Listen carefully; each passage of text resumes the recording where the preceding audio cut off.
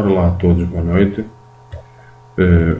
Vou fazer aqui mais uma aula sobre o meu curso mobile, construção de uma app e do seu layout.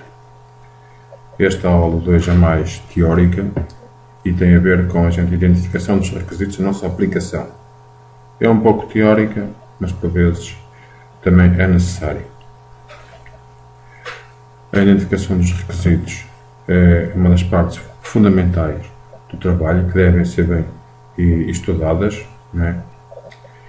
E pode começar com uma coisa tão simples como, por exemplo, elaborar uma lista que pode ser em formato de tabela, onde a gente pode identificar já as diferentes tipologias de utilizador, se é um administrador, se é um utilizador comum, se é um vendedor, etc. E agrupar já os grandes grupos de funcionalidades, as suas dependências, etc. Eu vou-vos dar um exemplo, não quer dizer que seja esse que vocês possam fazer, mas, por exemplo, eu cá neste para o meu trabalho fiz uma coisa deste género, onde fiz uma tabela onde tenho aqui, por exemplo, aqui o requisito proposto, neste caso era o login e o sair, não é? Por exemplo, aqui poderia ser, se tivessem que justificar as vossas escolhas, a transcrição da citação empírica ou bibliográfica. Empírica, por exemplo, advém de vocês fazerem entrevistas, por exemplo, com especialistas ou utilizadores finais, onde o utilizador final dizia: eu gostava que a aplicação me pudesse fornecer uma explicação do que é que o programa faz, ou isto e aquilo. E aqui, se a bibliográfica tem a ver com portanto, artigos que vocês estudaram, algum livro, etc. E aqui, depois, eu ou coloco um X aqui ou aqui, para dizer se ela é empírica ou bibliográfica. E algum comentário. E depois, por exemplo, esta aqui, o relatar, é uma funcionalidade que já tem dependências, subfuncionalidades. E isto faz com que vossa mente comece a organizar a vossa aplicação em termos lógicos e metódicos. Uma ferramenta que também se usa muito é os chamados use cases, que é os casos de uso, onde eu agora vou-vos ler um pouco numa definição retirada aqui deste livro, The Price, que já vou mostrar aqui, que está aqui no fim, que já é um pouco antigo, 2005, que é o design de interação, mas continua a estar muito atual. Aconselho vivamente a quem quiser perceber um bocadinho disto e começar a mergulhar profundamente, que leia este livro. Como eu digo, apesar de ser 2005, ainda é muito bom, eu utilizo muitas vezes. Pouca coisa tenho visto atualmente que não esteja lá, apesar de estarmos neste curso a estudar mobile, mas os princípios muitas vezes são quase os mesmos. Certo? Ok. Então, neste contexto, dizem que o utilizador representa o papel de atores, um determinado cenário, tendo um caminho para percorrer, sob determinadas condições e apresentado um comportamento específico. Isto é a definição dada destes autores.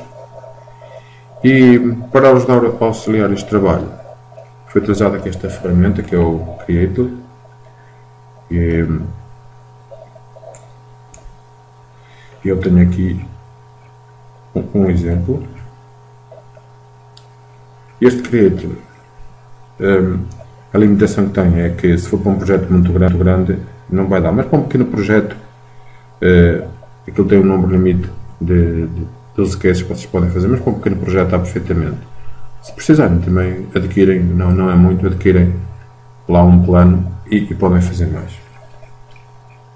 Ok? Estão a ver aqui. Isto é um caso de uso, um cenário onde temos o autor, o nosso autor é o paciente. O paciente tem que percorrer um determinado caminho para poder ver o desempenho. E então é este caminho, este caso de uso, que é lá desenhado, e como podem ver, começa a surgir aqui já grandes grupos de funcionalidades com dependências. E estes grandes grupos de funcionalidades, a maior parte das vezes, traduzem-se os grandes menus. Aqueles menus por exemplo, num web estão no topo superior e no mobile pode estar em baixo ou no tipo de menu. Vou mostrar aqui o Create. Estão a ver aqui? Eu tenho aqui vários.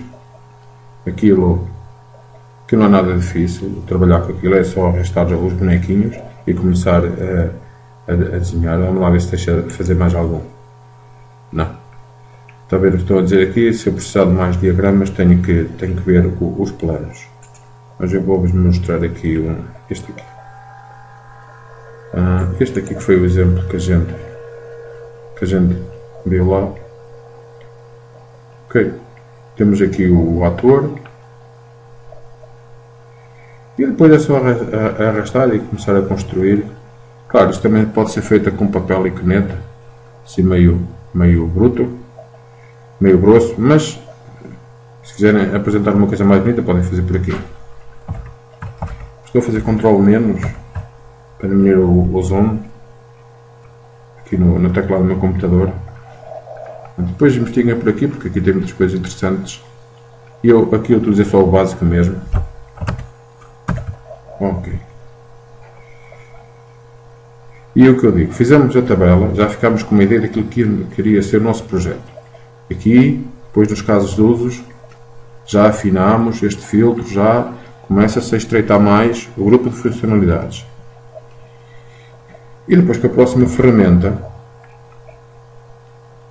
que é esta também online, que ela está em Backlog, Easy Backlog, isto é uma coisa nova, que é esta ferramenta é para efetuar arrastar os requisitos em Easy Backlog, é utilizada para verificar se estes respondem eficazmente a algumas questões colocadas na perspectiva dos utilizadores e respondem a 3 perguntas. Temos um tema que responde como eu quero para que possa. E isto entende-se bem se a gente for lá ao programa online. Enquanto a de cima é um caso de uso, esta responde a outras questões que eventualmente o caso do uso não responde. Vamos aqui ver. Aqui está. Onde temos aqui o login, não é? Eu quero que o login, queremos o login, a administração, por exemplo, aqui já é o menu que é o exercitar, o perfil, o praticar, isto é todos os menus por aqui abaixo da minha aplicação, mas, por exemplo, aqui o login, que é uma coisa que vocês entendem. No login, a aplicação automaticamente, quando estamos a construir, já coloca aqui como eu quero para que possa e nós temos que preencher. Então, como o utilizador registrado, o que é que eu quero? Eu quero aceder ao site web exercitar. Aqui até está mal escrito, falta aqui um R. Não é?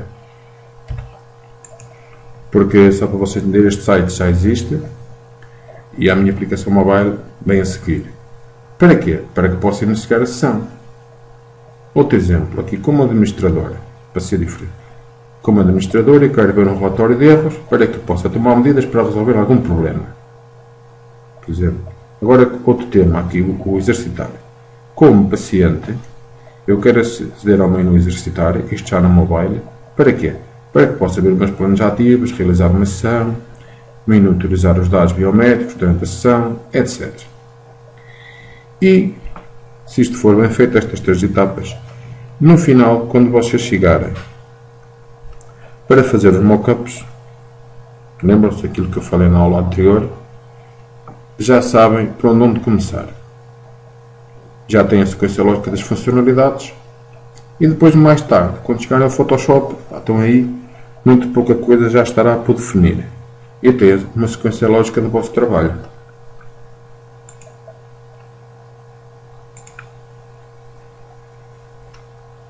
Este aqui, o Easy Backlog, também tem o mesmo problema, também tem limitações, mas para um pequeno projeto é suficiente. Eu até vou escrever. Ia escrever aqui, mas não é necessário. Era só para vocês lembrarem que a seguir aqui ao Easy Backlog tinha os mockups e depois o Photoshop. Se calhar faço isso na próxima aula. Portanto, lembram-se, na primeira demos em termos gerais, nesta já estamos a especificar mais um bocado como é que se faz os requisitos e na próxima então terminamos. Penso eu que não necessitamos mais nenhuma com esta matéria. Okay? Eu digo uma aula teórica, mas é um pouco importante. E digo-vos, muito honestamente, estas duas ferramentas dão muito jeito. Okay? São gratuitas, pequenos projetos dá, não deixem de, pelo menos, ir lá verem como é que elas funcionam.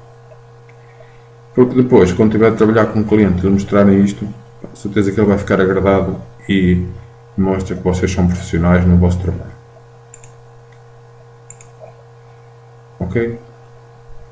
Está aqui o meu e-mail e o meu site, caso queiram visitar ou colocar alguma dúvida. Portanto, espero que fiquem bem e até à próxima.